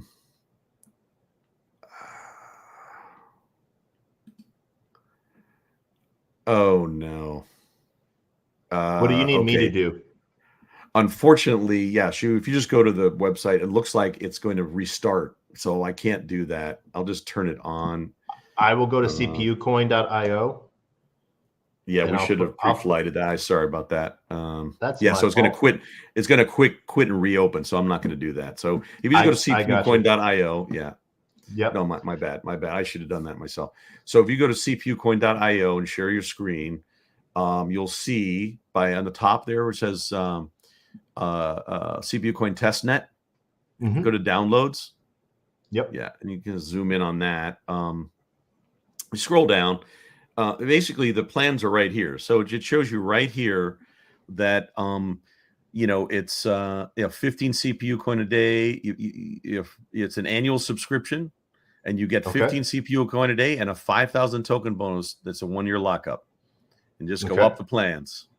So you can get up to 100,000 bonus CPU coin with a 1-year, it's a 1-year lockup and 500 CPU coin a day. Okay. Right. So 500 times then, 365, do the math. So yeah, it's a way to, add value to our network and at the same time, receive bonuses for your contribution. All right. So right here, it does say earn up to 10 CPU coin per Yeah. day. And then I think it is, let me find, I think it's within the setup, the important note section of once someone starts their CPU miner download, that there's a copy issue with No worries. where it says That's one. We'll look for that and fix that later. That's this, but Okay. This is where you need to look at. This is what you get, and all right. So, and then next up we have it sounds like you're getting paid CPU coin for providing compute to the test network, not for the work your system is actually doing, because this is a test network. Well, that's because it's because it is a test network, but it is actually doing productive workloads for real services. So it's working with the Tweak It service initially, and when we launch with Wire, that will be the full, effectively mainnet launch, if you will, and then we will no longer be a test net. And as we start paying for processing and we start having additional margin that we can provide for GPU and other processing, we will start paying for the actual compute that you do for us and not just the simple testnet operations happening today. So people could eventually possibly earn more. Correct. Yes. If you've got let's say you have a monster A100, and we can serve up, lots of, generative AI with that. You might get, 1 cent per image or half a cent an image generated kind of thing, where it and that would be paid in CPU coin. So it's the concept there is to take the margin and provide a percentage of it to the miner, the other percentage of it to the service provider, another percentage to the reseller, and it's all in one transaction. That's the key that enables this to be resilient and scalable, is that every transaction is finalized as part of the whole microtransaction. And we even have in our model the ability for enterprises, let's say, to donate a piece of every transaction to their favorite charity or what have you. So we're intending on building that into what we're doing as well. All right. One of the things that I wanted to sort of also talk on, and we can go through here, I will have to be walk through to where it is, but we wanted to talk on Tweak It. And then what was the other project that we wanted to talk on the generative AI side? Well, that's for the fuse it. I might have to reconnect Use because it. I should show you the demo on that if you wanted me to show you what Okay. that's going to be. Yeah. So if you want me to really quickly reconnect, I can do that. You should just be able to open up another tab. Oh, good idea. Let And me try that. Yeah. open another tab, and then Mhm. using the present share screen and share that tab, because it's fuseit.ai, correct? Or is No, it? yeah, but that yeah, that's it's fuse it.ai, but that is not it's not that's going to map to tweak it still. So, Okay. yeah. But okay, so I'll wait for you to pull that up then as It's another tab. fuzit.ai, but that's going to map to tweak it. Hold on one second. You want me to get a demo going on that? Hold on. I do. Okay, hold on. I Let me want see what this. happens I here. want this demo. Okay. Yeah. Let's see here. Oh, wait, maybe this is going to work now. Let's see here. Brave tab. Okay. This episode has been brought to you by Brave Wardrobe. Yeah. Okay, let's see if this works. I don't think this is going to work. It's still requiring me to restart. So I think You should just be able to open up another tab, and then you won't have to leave this tab at all. Later. Okay, let me try that. And Yep. I see what you're saying because it's a security issue with the Apple OS, though. Yeah. Okay. So yeah. Unfortunately, I think I'm going to have to. I'll be right back. How does that sound? Right back. And while you're back, I'm going to talk. I can talk. All right. Hold on one second. Let me just go ahead and do this. All right. So so far, we've sort of covered the application processes of CPU Coin. One of the things that I wanted to go into and just share a little bit, because I like to deep dive onto things. And I'm not actually talking about token price and stuff like that. I'm talking about tokenomic pieces. And so as we get this, we're going to show where we're at, a little bit of token movement and stuff like that. The token is available for those both providing miner services. You can get it on Probit Global. You can get it on MEXC. You can also buy it either on 1inch or any Ethereum aggregator, as well as directly on Uniswap as well. I've seen on chain that CPU Coin has made one-sided liquidity pools within Uniswap so that people can buy the token and not necessarily have to go a centralized route through either Probit or through MEXC. Looks like we have Sean back, so we're going to go back to this. GM, Sean. Hey, man. Can you hear me okay? I can hear you just fine. Cool. And it says I can share a screen, so let me just go ahead and share the window itself.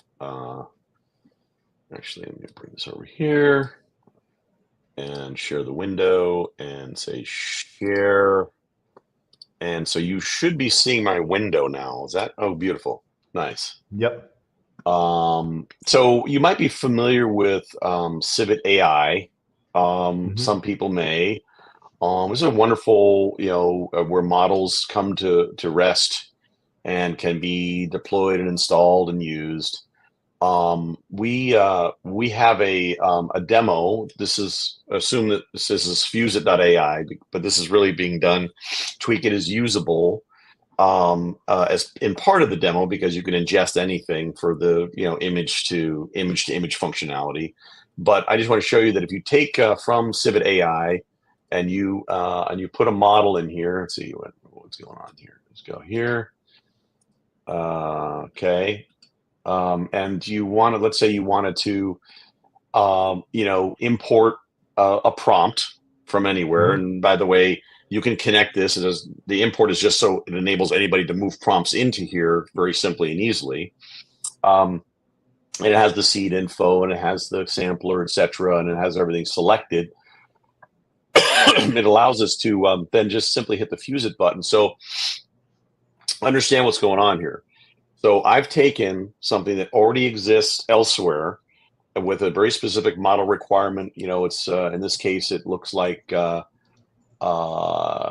believe it's deliberate is being used, and it's actually. Let me just go ahead and make sure that that's the one being used. I'm gonna let me just there it is. Okay, so you see the gal that was just generated. You can see my screen, okay? Yep, perfect. Okay. And I you can see that it was generated pretty quickly. This is using just one of the CGN miners currently that has GPU support. And that request went out to the mining network and did the processing. I can go in here and change this to be, a dog standing before fire. And let's see here. I think there's another place where I have to change it. Astronaut girl, portrait armored astronaut girl. Second line. Second line. There it is. Astronaut dog. And I hit the fuse it button. So just to get a basic standing. It is using a seed. So what I'm going to do is I'm going to hit the random button.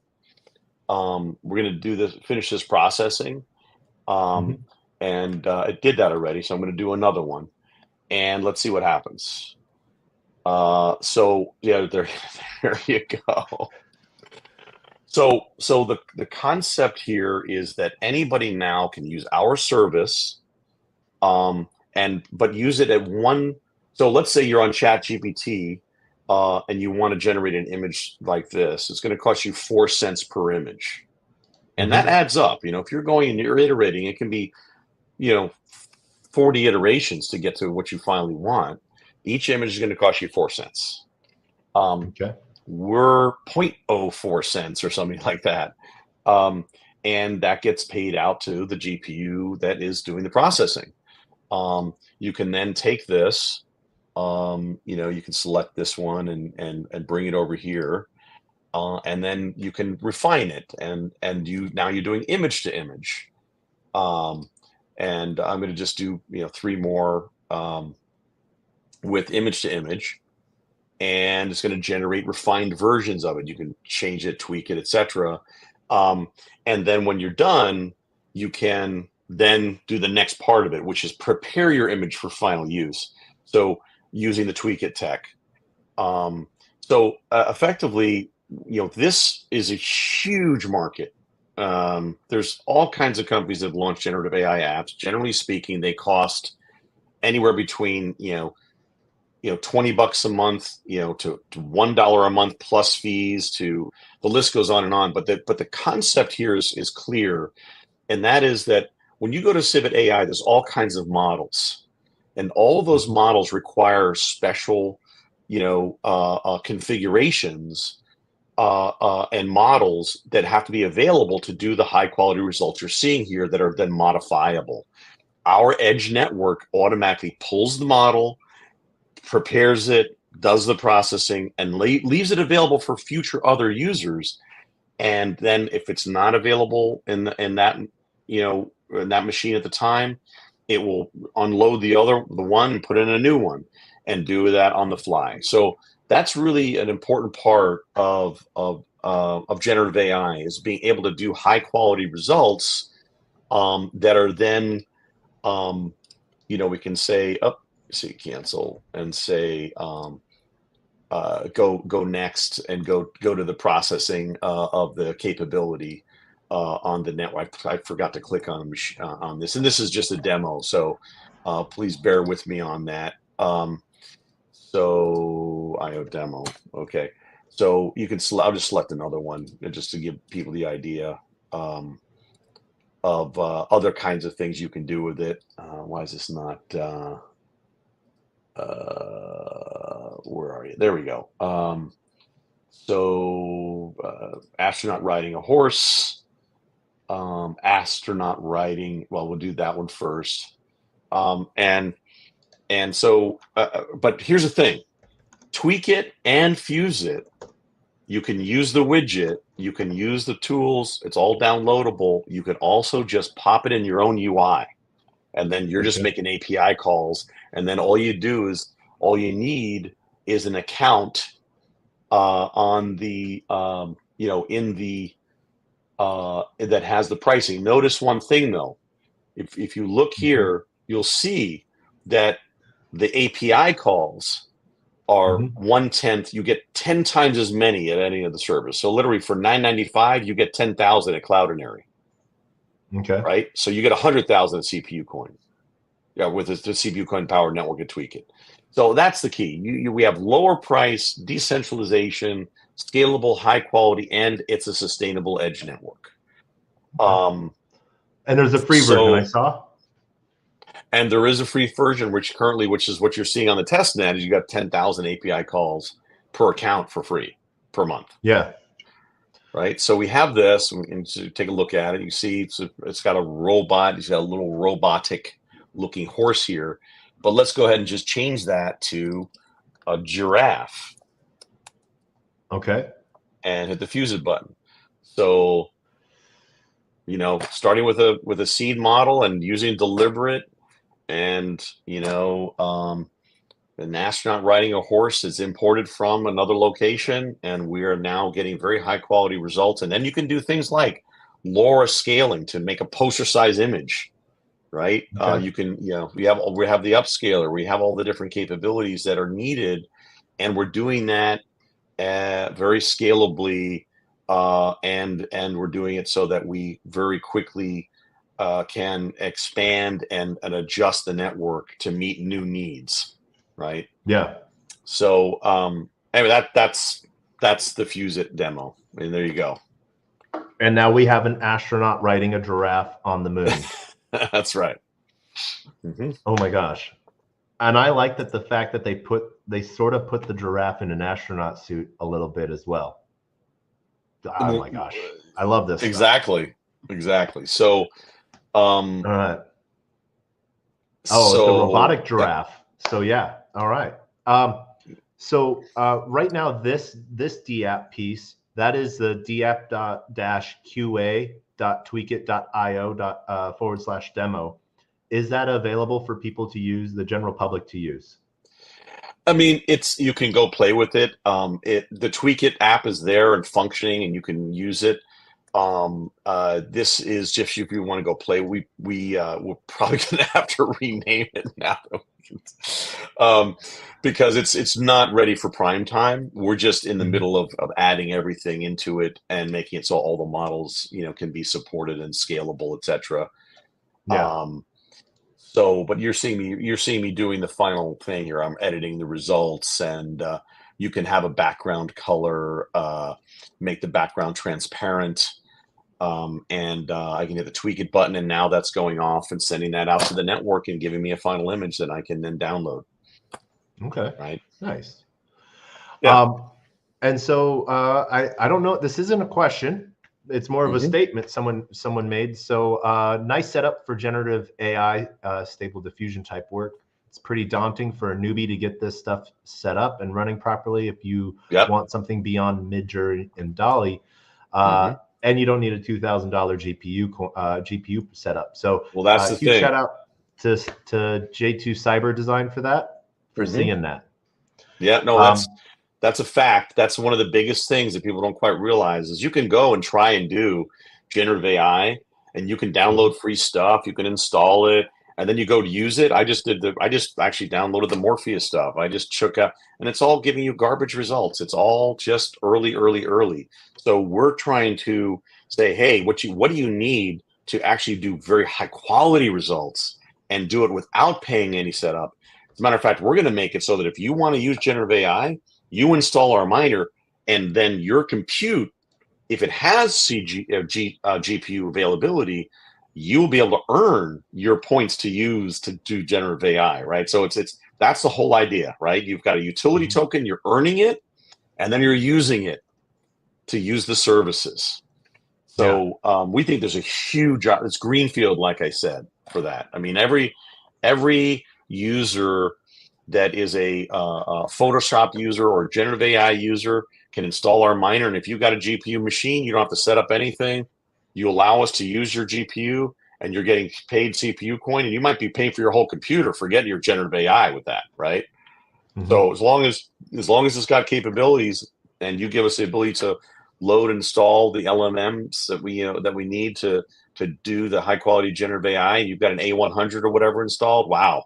you're going to be able to earn a bunch of CPU coin, on a daily basis if you leave it on and use it yourself too. Yeah. I was having a little bit of fun. I'm going to steal the screen for a second. Okay. Because I'm a little hungry, so a dog eating a sandwich, is something that I started, they made a little bit of a human dog there. So I got to put some negative prompts into it to make it. There you go. Yeah. That's where it gets into like what model you're in and what you're trying to do. And yeah. So yeah. And I can, what's really cool is I love it because you can use all of the different models that are available. When talking AI, I'm a little weird. I don't say model, I say modal. Mm-hmm. That's just a weird thing. So I separate models from modals, when it comes to AI. I'm just a weird person like that. So, yeah, there's some fun stuff there that we're seeing.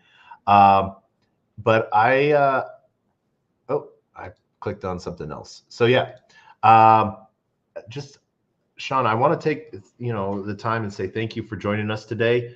There's a lot of stuff coming up with CPU Coin, and so part of the support cases that we're giving to you at Raise is we're helping you with the final push of your raise.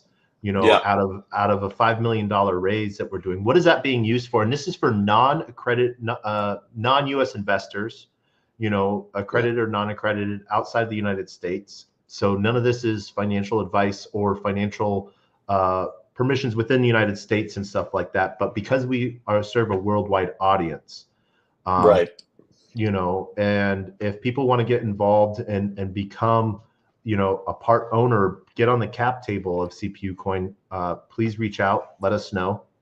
Well, first of all, just to be clear, we're doing a utility token sale, and it is as a Cayman Foundation company. We are a true utility token, and you can participate from exchanges. Is this showing my screen? Let's see. Did that work? I got it turned off. Would you okay. I was going to show you. I was going to show something, but anyway, that's fine. Yeah. Basically, there's a 2,500 to 500K max. It's a 2.5 cent 390-day lockup. That is available on raise.finance. And if you're a member there, you can check it out. I believe you've already gone through. I guess there's some pools available for smaller token buyers that want to have the utility token software available to them to use in a future for future services, etc. We're all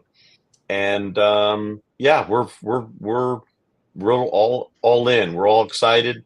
The 5K is we really need to expand the team, both marketing wise, exchanges. We intend on launching on a couple of larger exchanges this year, and to work on a number of marketing initiatives and product releases. So we have a number of really good guys standing by that worked with me on a number of different patents and technologies in the past.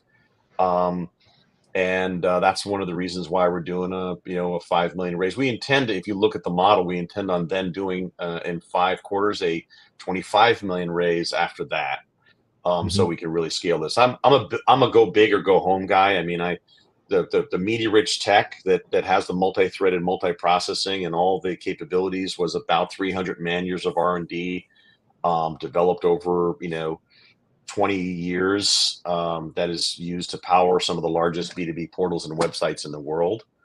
And that a subset of that is now the miner and does decentralized edge processing currently. And we're going to be expanding that, like I say, to do all the things we talked about today, and really to make it so it's possible to have other people launch their services on our network in a secure fashion, both for the network and for their capabilities. So we're gonna close this up soon, but I want to end with some of the key partners, because you have some big claims on clients, and I want to either touch on those, because this is stuff like that, you know, and you know, so you have like Walmart, Adidas, Reebok, Disney, Yeah, SC Johnson. Mhm. Yeah, so if you look at that particular slide, Mhm. that's on Ray's, those are clients that either were or currently are using the MediaRich server to power their initiatives. So Adidas is a customer today.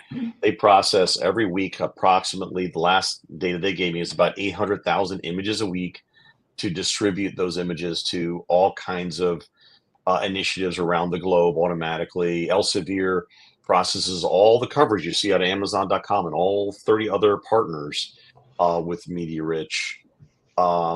And Disney, Sony, and Warner Brothers were customers for over 15 years each.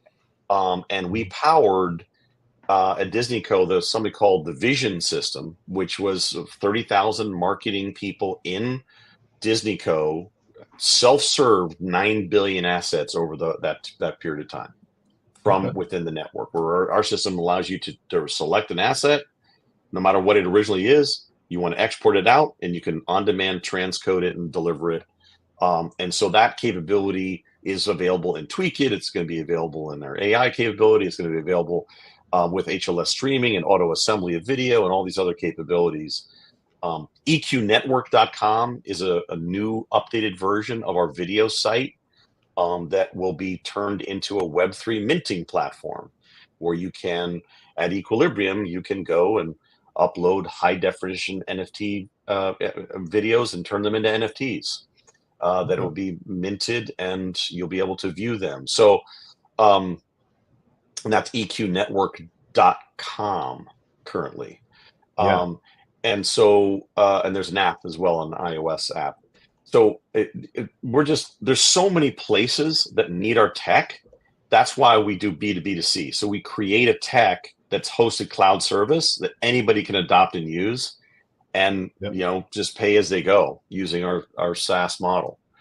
And so yeah, we have a lot of different companies that have used our technology over the years, and that's the reason why, you know, we have 8 issued patents as well, and we have CDNs using our tech, and if they're either they're infringing or they're paying us. So, Okay. yeah. Nice. All right. Yeah. So as we wrap this up, Sean, we Yeah. end TacoBytes every way the same way. So 547 episodes. Final thoughts and words of wisdom. Final thoughts are that if you're interested in people that are serious about helping to sustainably upgrade the web to be more secure and easier to use, and you get rid of the junk and all of the login issues and the 2FA authentication that's everywhere, that's just bogging everyone down, and you want to have a next generation, you know, be in your bag, you know, a next generation utility token that you know, that will succeed in many different fronts, you know, that's what CPU Coin is all about. Words of wisdom. Since I skipped college, I will give you my one T-shirt and how I did it. Ready? Any Yep. goal clarified daily and executed upon shall be realized. TM. Okay. All right. Any goal. I like Clarified daily and Yeah. executed upon shall be realized. That's my words of wisdom.